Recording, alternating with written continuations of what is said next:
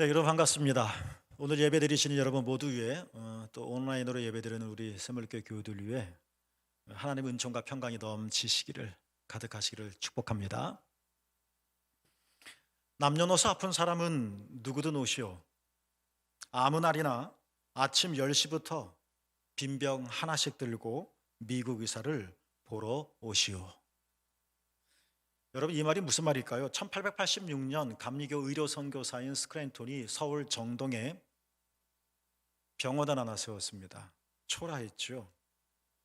병원 입구, 사람들이 낯설어하는 코 큰 서양 의사가 고쳐주겠다고 하는데 머뭇머뭇거리고 주저하는 그 조선 사람들에게 보라고 쓰인 방입니다. 남녀노소 아픈 사람은 누구든 오시오. 어느 아무 날이나 아침 10시부터 빈병 하나씩 갖고 미국 의사를 보러 오시오. 양반과 싼 놈이 엄격하게 구별되어져 있고 남자와 여자, 가난한 자와 또 부자가 엄연히 차별 속에서 존재했던 그 시대에 스크랜턴 의사는 이렇게 말합니다. 가리지 않았죠. 누구든 오시오. 남자도 괜찮고 여자도 괜찮고 나이 많은 분도 괜찮고 아이도 괜찮고 아픈 사람이라면 누구든지 오십시오. 또 누구나 오라고 할 뿐만 아니라 언제든지 오라고 말을 했습니다. 스크랜톤이 빈병 하나씩을 갖고 오라고 하는 건 돈이 없으니까 그 병 받아서 돈을 대신하려고 한 것이 아니라 가지고 온 빈병에 공짜로 주는 약을 담아주기 위해서였습니다. 스크랜톤은 어머니가 계시죠. 대부인이라고 하는데 어느 날 서울 서대문 성벽에 버려진 여인을 발견을 했어요. 전염병이었습니다. 콜레라 환자였죠. 돌림병 때문에 가족들이 그 여인을 성문벽에다가 내다버린 겁니다. 죽어가는 그 여자 옆에 4살 배기 여자아이가 어머니를 붙잡고 한없이 울고 있습니다. 그거를 스크랜턴 대부인이 본 겁니다. 병원으로 데려왔습니다. 정성껏 치료했죠. 한 달 만에 살려냈습니다. 후에 이 여인은 선교사 집안일을 돕는 일을 하게 되었고 그 다음에 죽어가는 어머니 옆에서 한참이나 울고 있었던 4살 배기 딸 이름이 별단인데요. 이 별단이는 스크랜턴 대부인이 설립한 이화학당이 있습니다. 지금의 이화대학이죠. 이화학당에 들어가고 그 이후에는 일본 유학까지 하게 되었다고 합니다. 정말 꿈에도 꾸지 못할 일들이 있었죠. 신분의 차이, 경제적 차별, 성의 차별, 이런 차별에 극심했던 시절에 누가 일본 유학을 감히 이 별단이가 꿈을 꿀 수 있겠으며 병에 걸려 내다 벌려진 이 여인을 누가 품에 안을 수 있겠습니까? 그 시대에. 이 병원이 나중에 이름이 불려지는데요. 시병원이었습니다. 고종 황제가 붙여준 이름이었습니다. 시병원, 이 말은 무슨 뜻이냐면 널리 베풀어 구하는 병원이란 뜻입니다. 그러니까 처음에는 이름도 없이 병원 문을 열었었는데 수년 동안 이 병원에서 행해졌던 일들을 고종 황제가 보고 적절한 이름을 지어줬던 거죠. 시병원. 남녀노소 아픈 사람은 누구든 아무 날이나 오시오. 이게 1800년대 감리교의 한국 선교 이야기입니다.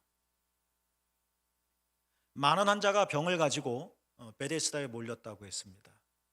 얼마나 간절했을까요? 베데스다에 가면 어떤 병이든지 고칠 수 있다라는 소문이 있었기 때문에 그렇습니다.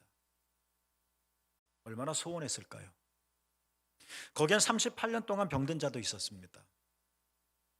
그가 38년 동안 병을 앓고 있었던 건지 아니면 38년 동안 베데스다 연못에 있었는지 알 수는 없지만 이렇든 저렇든 38년은 뭔가 완전해지지 않은, 40은 성경에 많이 나오잖아요. 광야 40년, 예수님 시험 40일. 근데 거기 2년이 못 미치는, 그러니까 뭔가 불완전한, 힘들지만 새로워질 수 있는 그 40에서 모자란 38년 고통만 있었던 것이죠. 그 환자도 소문을 듣고 베데스다에 왔습니다. 그러나 이 베데스다에서 소문에 가는 달리 어떤 기적도 일어나지 않았습니다.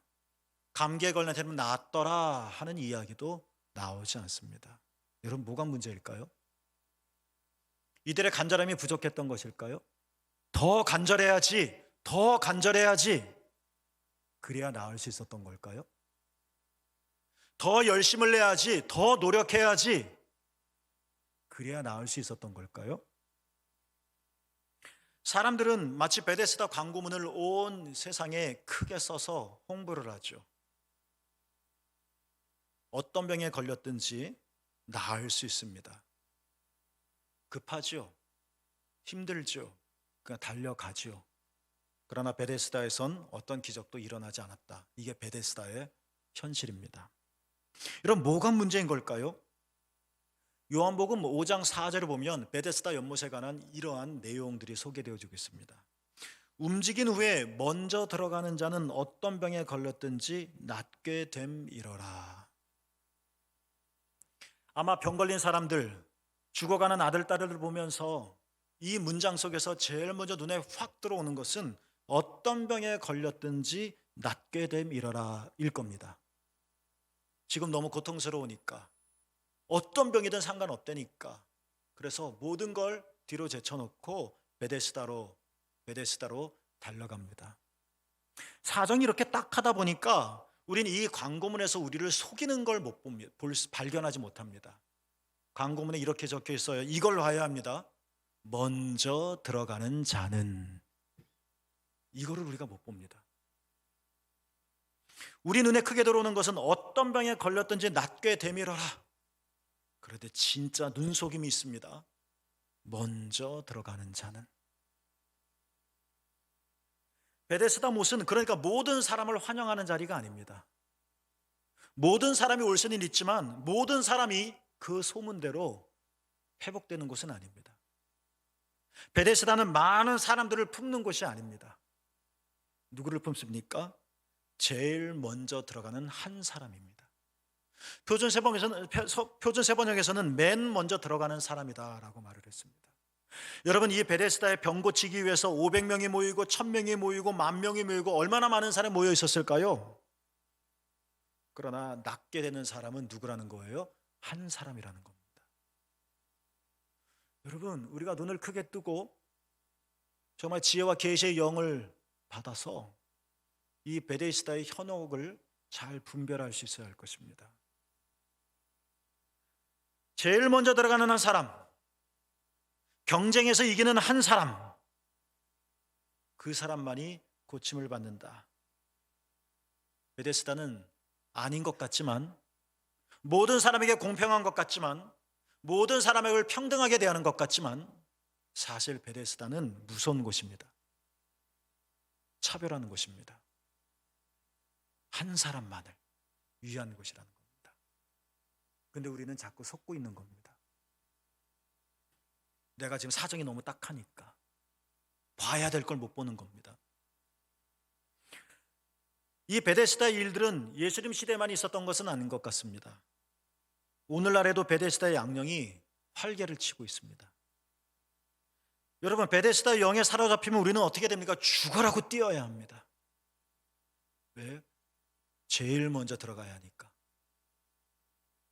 있는 힘을 다하여 죽을 각오로 뛰는데 그걸로도 부족합니다.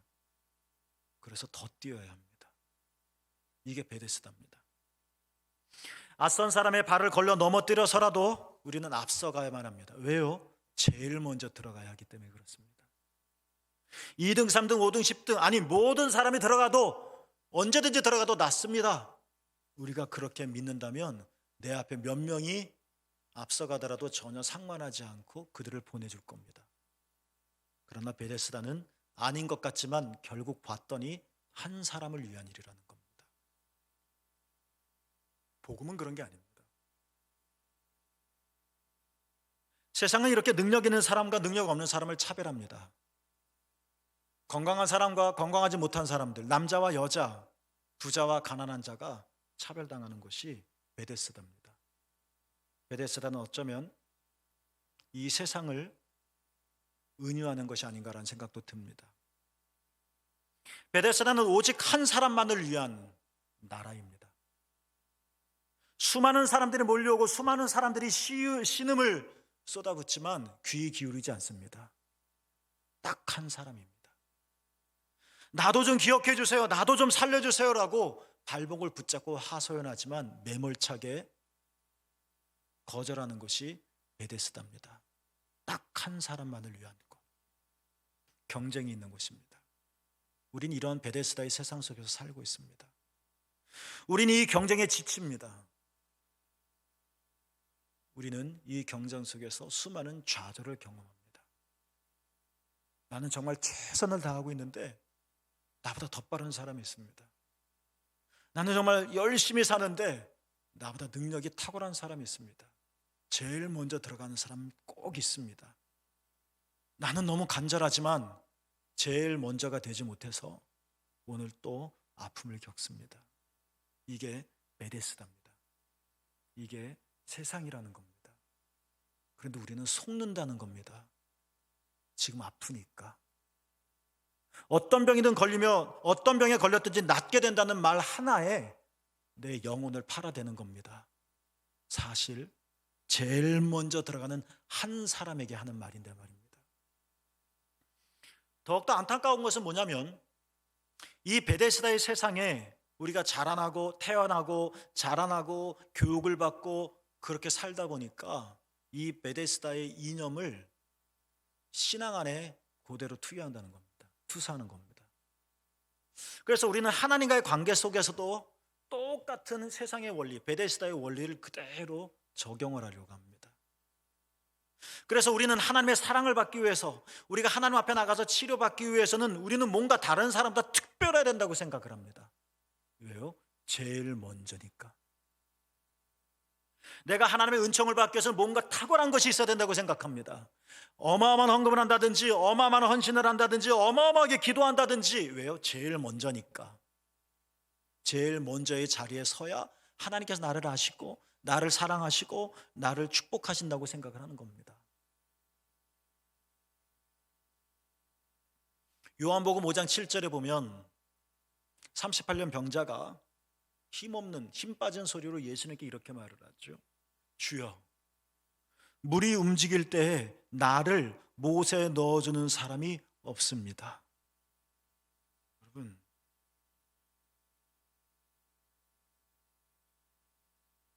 다 같은 병자인데 38년 병자를 또 소외시킵니다. 다 처지가 비슷한데 거기서 38년 병자는 또 차별을 당합니다. 아무도 나를 못에 넣어주는 사람이 없습니다. 얼마나 잔인합니까? 38년 병자는 또 이렇게 말합니다. 내가 가는 동안에 다른 사람이 먼저 내려가나이다. 여러분, 얼마나 비참합니까? 이게 베데스다의 현실이라는 겁니다. 베데스다는 나를 위한 것 같지만 그러나 한 사람만을 위한 것입니다. 베데스다는 모든 사람들을 받아주는 것 같지만 그러나 제일 먼저 한 사람, 치열하게 경쟁시켜서 오징어 게임처럼 살아나는 한 사람만을 위한 공간이 바로 베데스다인 것이고 그것이 우리가 살고 있는 세상입니다. 다시 말하지만 너무나도 안타까운 것은 이 세상에서 우리가 이러한 생각과 이념을 가지고 원리를 가지고 살다 보니까 이걸 그대로 하나님과의 관계 속에서도 생각한다는 겁니다. 내가 하나님의 사랑을 받으려면 뭐가 달라도 달라야 돼. 내가 하나님의 복을 받으려면 제일 먼저의 사람이 되어야 해. 그렇지 않으면 하나님은 나를 사랑하지 않으셔. 나를 축복하지 않으셔. 이게 하나님에 대한 우리의 일반적인 자본주의적인 베데스다적인 생각이라는 겁니다. 여러분, 그러나 기억하시기를 간절히 소망합니다. 베데스다는 먼저 들어가는 자라고 말하지만 예수님은 우리를 차별하지 않으십니다. 요한복음 7장 37절에서 예수님께 이렇게 말씀하셨습니다. 누구든지 목마르거든 내게로 와서 마셔라. 베데스다는 먼저 들어가는 한 사람, 말하지만 우리 예수님은 누구든지라고 말씀을 하십니다. 정말 제일 먼저 들어가서 1등이 목적이 아니라 1등이 되어야 내 병이 나으니까 행복하게 살 수 있으니까, 그래서 1등이 되려고 제일 먼저 들어가려고 온 힘을 기울여서 달려갔는데도 1등을 놓쳐 속이 무너질 때, 제일 먼저 달려 들어가서 살고 싶은 이 간절함이 있지만 다리가 움직이지 않아 생각조차 하지 못한 내 현실을 생각할 때, 누군가 좀 나에게 좀 관심 좀 가져주세요, 나를 좀 도와주세요 아무리 외쳐도 나를 도와주는 그 순간 나를 돕는 사람은 또 1등이 못 되니까 돕는 생각조차도 하지 않는 이 비열한 세상 속에서 아픔을 겪는 우리들에게, 세상은 이렇게 차별하지만 주님은 우리에게 말씀하십니다. 누구든지라고 말입니다. 여러분의 병이 38년이든 10년이든 상관없이 누구든지, 오늘 예수를 믿은 사람이든지 아니면 오랫동안 신앙생활 했던 사람이든지 상관없이, 여러분의 경제적인 상황과 상관없이, 여러분의 개개인적인 능력과 상관없이, 여러분이 남자입니까 여자입니까, 나이가 많습니까 젊습니까, 전혀 상관없이 누구든지, 목마른 자라면 누구든지 내게로 와라. 그러면 마실 것이다. 사도 베드로는 사도행전 2장 21절에서 예수 그리스도의 놀라운 은혜를 체험하며 뭇 이스라엘 백성에게 이렇게 선포합니다. 누구든지 주의 이름을 부르는 자는 구원을 받으리라. 이 세상은 1등부터 100등까지 줄을 쭉 세워서 순서를 정하고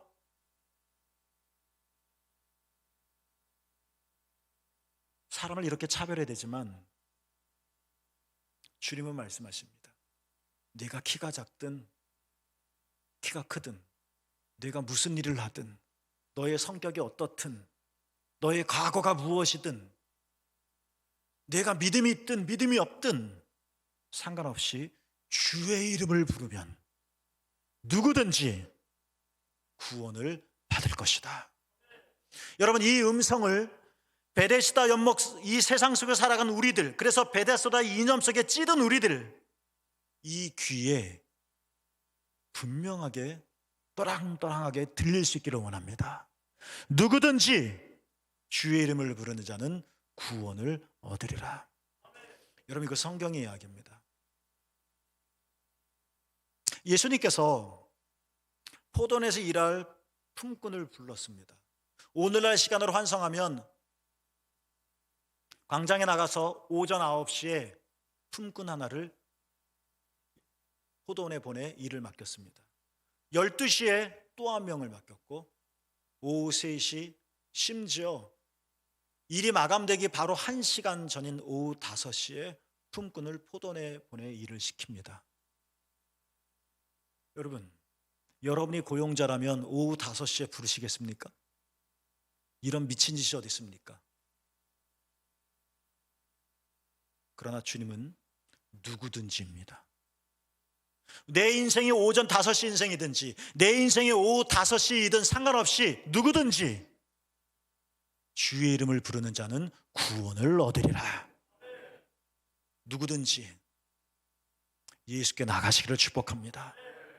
한 사람만을 위한, 한 사람을 위한 자리, 한 사람만을 위한 세상, 치열하게 경쟁을 시키고 이긴 사람은 환호하려는지 모르겠지만 한 명을 제한 나머지는 슬픔과 고통과 괴로움과 실패와 좌절감 속에 떨고 있는 이런 베데스다의 세상 속에서 끊임없이 어떤 병에 걸렸든지 낫게 되미라라는 이 말에 현혹되어 먼저 들어가는 자라는 이 문구를 놓쳐 밖으로 쫓겨나 슬피 울며 일을 가는 자가 아니라 누구든지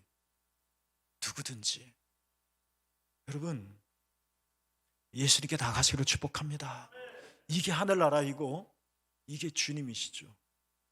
교회에서는 경쟁이 없었으면 좋겠고, 정말 교회에서는 차별이 없었으면 좋겠고, 돈이 없어서 교회 나가기가 창피하다는 말은 안 나왔으면 좋겠고, 우리 자녀들이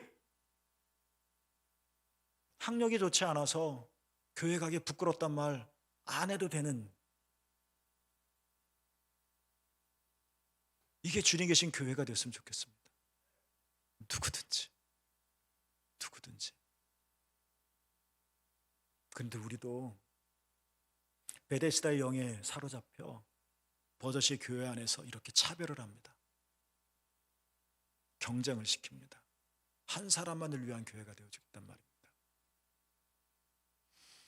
우리 주님이 말씀하셨습니다. 수고하고 무거운 짐진 자들아, 다 내게로 오라. 수고하고 무거운 짐 없는 사람이 어디 있겠습니까? 저도 있는데요.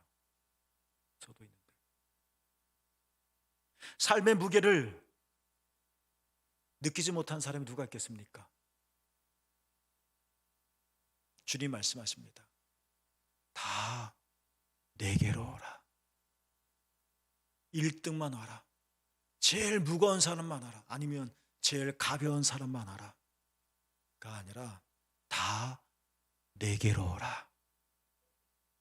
우리 주님은 한 명도 예외 없이 누구나 오라고 말씀하십니다. 가난한 자와 부한 자, 병든 자와 건강한 자 상관없이 수고하고 무거운 짐을 진 사람이라면 누구든지 언제든지 올 수 있다고 말씀하십니다. 과거에 여러분이 어떤 사람인지는 중요하지 않습니다. 여러분 이름이 양이 얼만큼인지 중요하지 않습니다. 여러분이 하나님 나라에서 얼마나 일을 했는지 이건 중요한 문제가 아닙니다. 다 내게로 오라. 다 예수께로 갈 수가 있습니다. 예수께로 가십시오. 수고합니까? 무거운 짐을 지고 있습니까? 죄책감에 빠집니까? 잔인함 속에서 우리가 괴로워하고 있습니까? 38년 동안 병이 들어 있습니까? 내 삶이 이렇게 기구하다고 한탄하고 있습니까? 나는 왜 아무 재주가 없다고 말하는 걸까? 괜찮습니다. 다 예수께 갈 수 있습니다. 예수께 가십시오.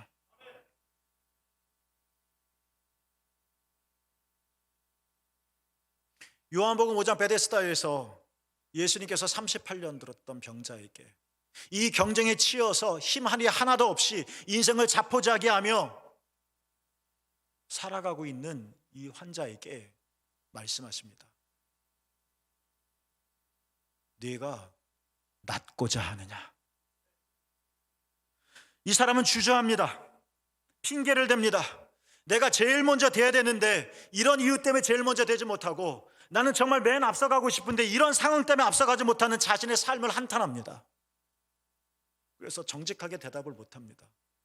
누구든지 다 내게로 오라는 예수님의 말씀을 우리가 이해하지 못하는 겁니다. 그래서 제일 먼저 들어가지 못한 이유만 열거합니다. 돕는 사람이 없었습니다. 나보다 빠른 사람이 있었습니다.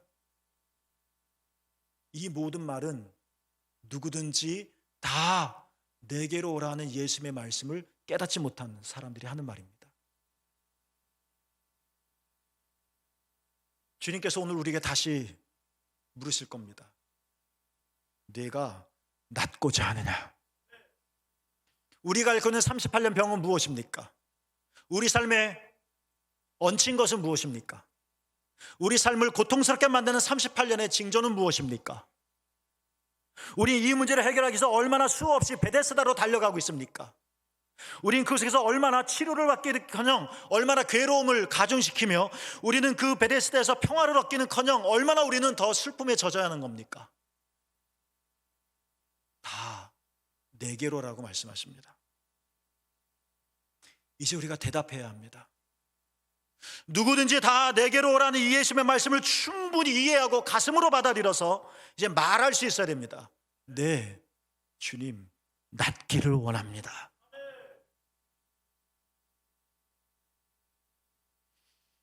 한 방울의 물은 보잘것없습니다. 한 방울의 물이 뭘 할 수 있겠습니까? 그러나 한 방울의 물이라도 계속되면 바위도 뚫습니다.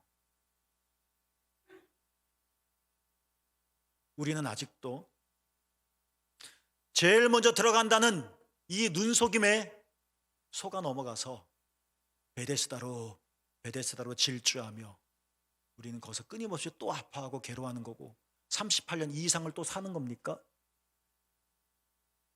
왜 우리는 누구든지 다 내게로 오라는 예수님의 음성을 듣지 못하며 예수님께 나가지 못하는 겁니까? 무엇이 우리의 걸음을 주저하게 만드는 겁니까? 예수님은 누구든지 다 내게로 오라 말씀하시는데 남녀노소 아픈 사람은 누구든지 오시오라고 우리를 초청하고 계시는데 아무 날이나 오시오라고 우리를 부르시는데 우리는 왜 무엇 때문에 주저하는 겁니까? 무엇이 예수께로 가는 길을 망설게 만드는 겁니까? 그것이 무엇이든 상관없이 주님은 우리를 누구든지 다 오라라고 부르십니다. 사랑하는 시험물교 여러분, 계속 예수를 바라보십시오. 내 이 모양의 38년, 내 저 모양의 38년 상관없이 계속 예수를 바라봅시다. 예수님만이 우리의 희망이십니다. 누구든지 다 이렇게 부르시는 예수님을 우리가 바라볼 때 38년 동안 우리를 주저앉아 있게 만들었던 그 자리, 우리도 그 자리를 들고 일어나 걷게 되어질 것입니다. 예수께로 가십시오. 예수님을 바라보시기를 주님의 이름으로 축복합니다. 기도하겠습니다.